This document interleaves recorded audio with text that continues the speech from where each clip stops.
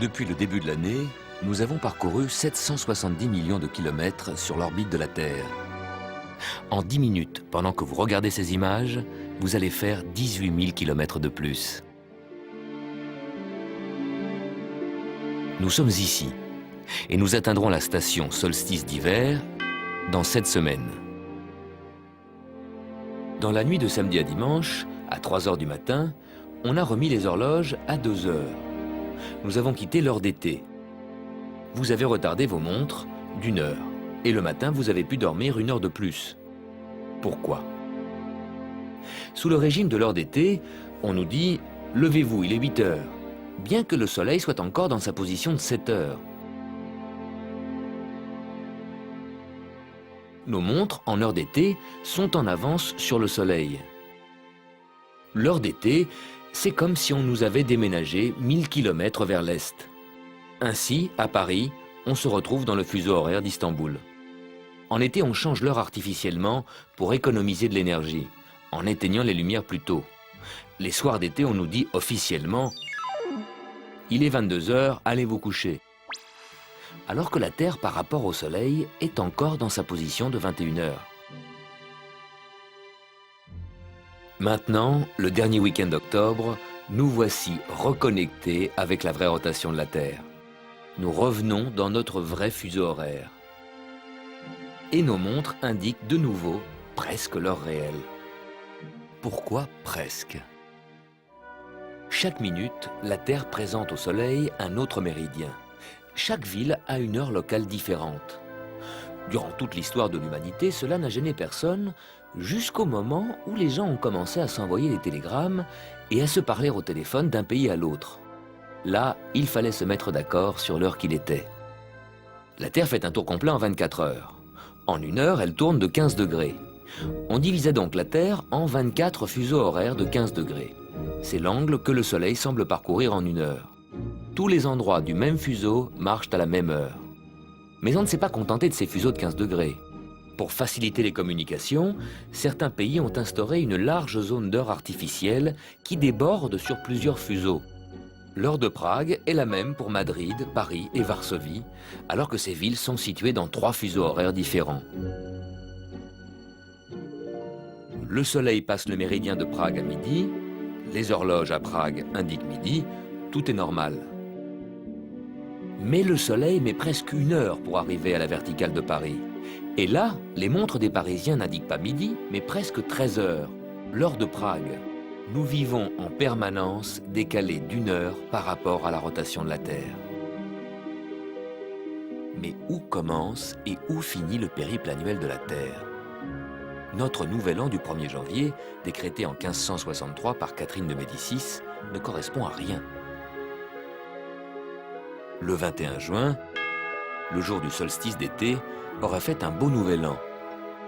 D'ailleurs, le monument préhistorique de Stonehenge, en Angleterre, marque le lever du soleil au solstice d'été. Un autre nouvel an très pratique aurait été l'équinoxe de printemps.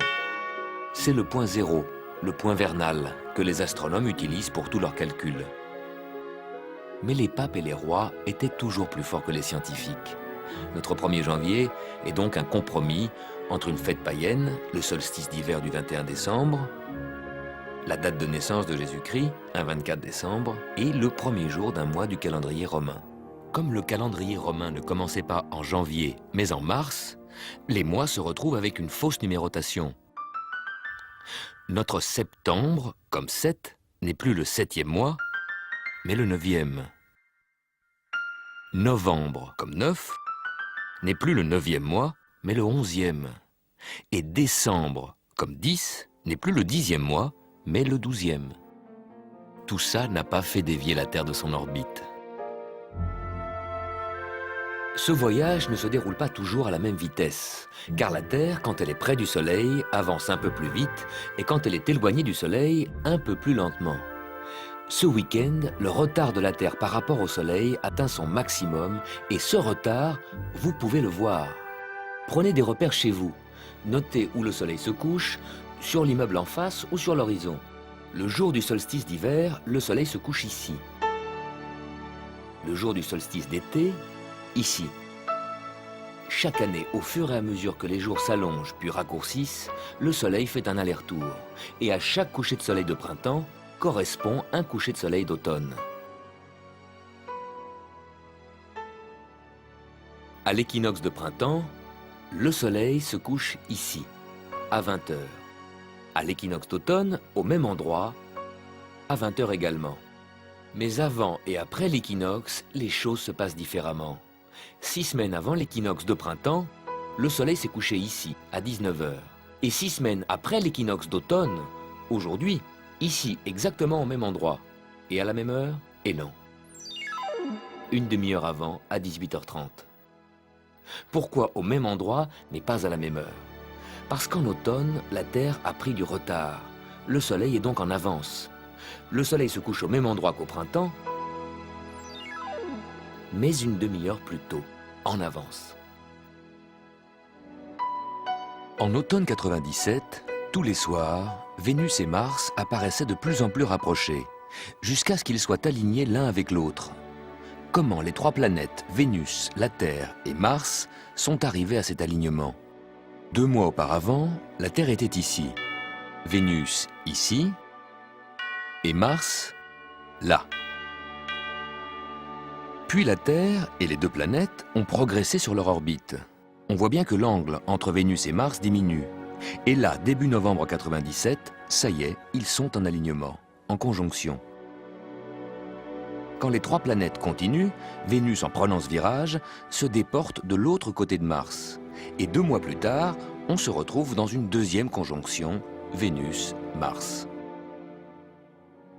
Et qu'est-ce qu'il y a là, en haut à gauche? Jupiter. Jupiter, planète lointaine, bouge très lentement. Mais comme Vénus, la Terre et Mars courent sur leur orbite proche du Soleil, Jupiter se glisse peu à peu dans le même axe. En réalité, ces planètes restent très éloignées les unes des autres. Ce n'est que de notre point de vue qu'elles paraissent proches.